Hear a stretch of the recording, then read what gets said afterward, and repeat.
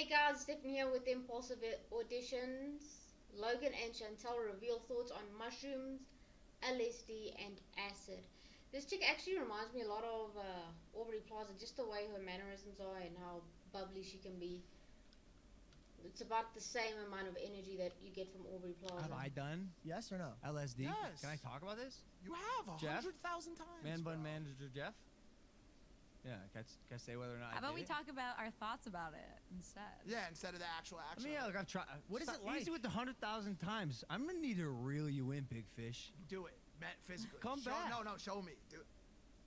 All right, I'm back. Sorry, You- my bad. Not 100,000 times. I'm No, I'm once, dabbling. once, no, twice. No, 3 times. Got it. Is it better than shrooms? Absolutely fucking. Hold not. on, better is a better. Gnarly. That's like what? Gnarly drug. Better's a You want fucked- to lose your mind? Stop. Potentially permanently? Do LSD. Is that the Stop. drug where if you crack your back when you're old, you're just like, Yeah. going to the, It like, stays in your spine. It half stays in your rigor mortis, spinal half column. He's tripping out? He's messaging it wrong.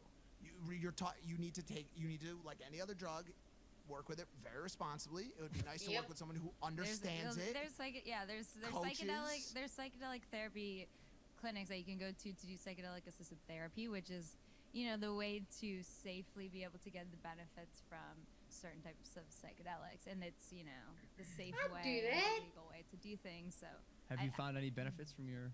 I don't think experience? people should run around like doing acid without like proper guidance because these things are dangerous. I think there's a lot of benefits that are to be achieved if you do it the right way and if you do it in the right setting and if you don't have the knowledge and have someone that can guide you through that. But do you have takeaways, or is it just a recreational fun drug? I'm not like The I expert. actually am not like an expert in LSD. I don't know.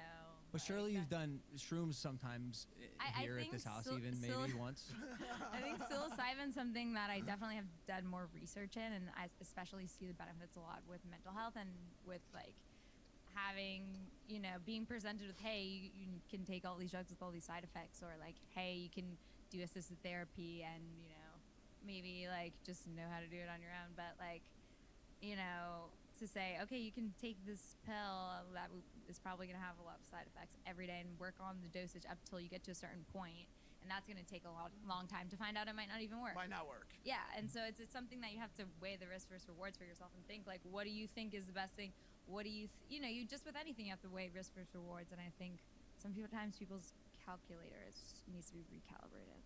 I noticed there's a tipping point with psychedelics where it becomes this semi-beneficial or fully beneficial, however, it may or may not help you, substance, and then all of a sudden you're 100% vegan, you worship the god of Shiva, you chant hymns with your friends around a campfire, Yeah, but you what smell did- like essential oils. Yeah, but what were you There's a doing? tipping point. Yeah, but Yeah, what but- were you doing?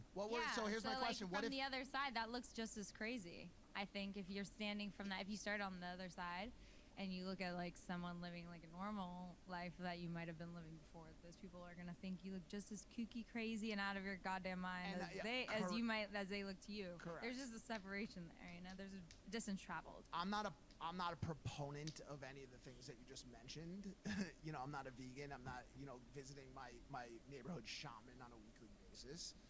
But say that person who you consider to have, gone over the tipping point as you described it, was a PTSD suffering, Iraq veteran, and he couldn't sleep ever, and he couldn't talk to his kids because he had terrible fucking thoughts of his kids dying in an IED attack, and that was an anxiety-inducing situation. He went through this trial period of psilocybin with Dr. Tony Bosis out there at NYU, and found that psilocybin therapy calmed his nerves, calmed him down, and he did become a vegan, and he taught his kids to stop eating meat, and he did become so like. I agree with you. I believe you're right. There's Have you met any of those? No, That's what I was they going should to. stop. Have you met any of those? Personally, no. Me either. But But- I've met a lot of people who are like, oh, it's fun, it's cool. Have it's you? benefiting me and like connecting me to the earth, and then all of a sudden they're literally just a blade of grass. No, I hear you, but also at the same time, like, have you met a robotics engineer that worked on Elon Musk's recent SpaceX program? I'm sure there's a couple watching. Yeah, have you met? You know what I'm saying? Like meeting Reach someone out is to not me a so good. I can prove Mike wrong on this particular point. Well, the thing is too. Thank you. It's like when you go in and you're like, okay, I'm gonna take whatever drug it is. If you get a prescription or if you're doing this on your recreational time, it's like, okay, there's side effects and everyone reacts differently to things, and you that's why it's like to think about with any drug. It's like some things are perceived to be more safe for people to just kind of do on their own, and I think we're seeing that over time with these things as laws are changing gradually with, you know, just like marijuana too. It used to be thought of, and LSD, and that's the reason why Tim Leary, and he was FBI rated. It's like, okay, why is that? They deem this to be so dangerous, but they're not. It's like, okay, at what level? Well, you know? and it can and be, is it the can thought, be yeah, for and LSD. But do you remember Reefer Madness? Like, Reefer Madness was a movie that came out way before marijuana was even looked at as potentially legalized. That was supposed to scare people into believing that if you take one hit of weed, you'll either become a homosexual, you'll jump out the window of your building. They put a whole movie out about this. Yeah, and that's just ridiculous, and it makes people think all sorts of other crazy things that they think other crazy things are true because they believe something like that. Wow. And you see people spiral into thinking the craziest things that they hear are true just because, like, that clearly is not true. I do understand your guys' point of views, but I don't think those other drugs are at the same capacity at marijuana. They're not. But psilocybin is surely closer. LSD. That's what I'm talking about. As far as like, we see a lot of, you know, people now. We're seeing votes on decriminalization and like stuff like that. Kind of a similar path that we've seen with marijuana. Just marijuana obviously came before that, so that's kind of what I'm saying. As far as we're seeing a change in that because it went from these psychedelics being, you know, the most dangerous of all the drugs to not so much. And when you really look at the science behind it, you're like, how did you even get to that conclusion in the first place? Number one, psilocybin is like, when you think about mushrooms, it's a plant and they grow on the side of the road. Like when you, especially the farther up north you go, you're literally just walking there, literally on the side of the road. So to say that that's a criminal thing to have them is kind of just ridiculous because it's like saying you pick up a plant, and then so that it's nice to see decriminalization of it. But it's a psychedelic, and another psychedelic, LSD, is made in the lab, and it's. But when you think about the inventor of LSD, did LSD every single day for. Did he microdose? 20 plus years. No, he not lived macro. He lived to be over 100, and his wife did the same. They both lived to be over 100. He does not have the same story as some of the other cosmonauts, because some of the other early psychedelic cosmonauts did not end up in as great a situations. They've had some major situations, but LSD. You asked the question: is it better? It's a really tough question. It's like we had that conversation about Drake versus the Beatles. Who's better? The word "better" is a very metric list terminology when it comes to compare. One seems like dangerous, and the other. Oh, no. So that's what I'm saying. Chill. So let me just. LSD, from what I understand, is the most powerful drug from a mass to actual effect standpoint on the planet. So one teaspoon of LSD would be enough to get like 1 million people at a concert high. One teaspoon, like a teaspoon. Well, so if you really didn't know, you'd fucking just easily. Oh yeah, you could. People do somehow. I know. They do, no, but those are still at the end of the day. They still might do 500 micrograms. It's still not a teaspoon. Have you guys seen Good Times, the movie with Robert Pattinson? No. Maybe. There's this scene in the movie where they have a bottle full of acid. Right. And they pour it into this guy's mouth. They're trying to make. Basically, they broke into like a theme park, and they, like, the security guard, they don't want him to remember.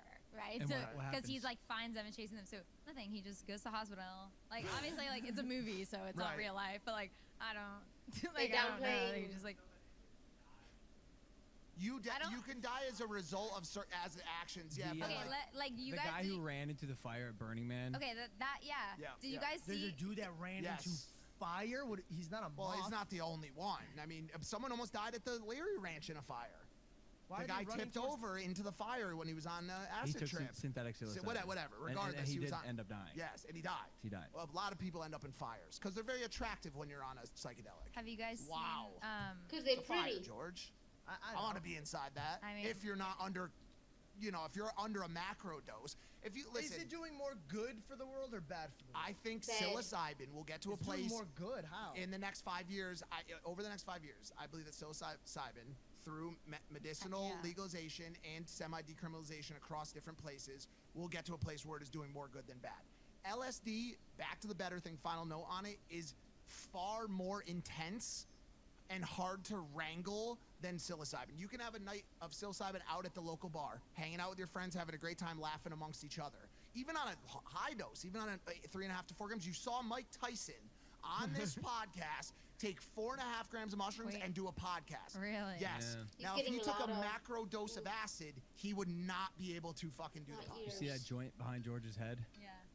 Mike Tyson smoked that. Oh my Yeah, gosh. it's pretty cool. We're pretty proud of it. Here's the thing. In that scene. So let me explain Again, a little every bit to time you about Mike is psilocybin and like talking, something. The my thing that ears. helped, you know. Well, first of all, my dad, he's a veteran, PTSD, all of these different things. He has about like 8 different prescriptions that he has to take for different things, whether it's nightmares, PTSD, you know, muscle relaxers, painkillers, antidepressants, bipolar medication, whatever it is. Like pretty much has had all of them, and over the years they've changed. It's like, and then to be like, oh, like maybe, you know, try smoking weed or try mushrooms instead of taking 10 different pills a day, and then seeing the results of like, I don't want to take these anyways. Like they don't make me like each one is for another one. It's like you take PTSD medicine, and then you have to take sleeping pills, and then you take the sleeping pills and you get nightmares. So you have to take nightmare medicine, and then you take, you know, and it's just a cyclical thing of like, hey, you know, it's risk versus reward. You have to weigh it, and like taking all of these things are just not good long term.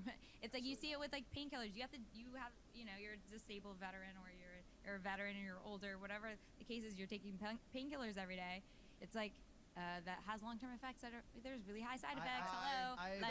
I agree, you know, 1 trying billion to get, percent. you know, when you think like when you think about like, oh, what are the side effects of these drugs? Well, any other drug that I just named have way more deaths, you know, for sure. way more like side effects overall. So you have to put that into perspective and think about, okay, you know, one thing has way less side effects, and there's like rare and few or far between of like serious things, versus some things have, you know, side effects for most or if not all people, and then, you know, those things are compounding, and over time how they affect you. I would definitely take the homeopathic route for sure, because I feel like, you know, medicine it's a business. They want you to take that pill to get this pill.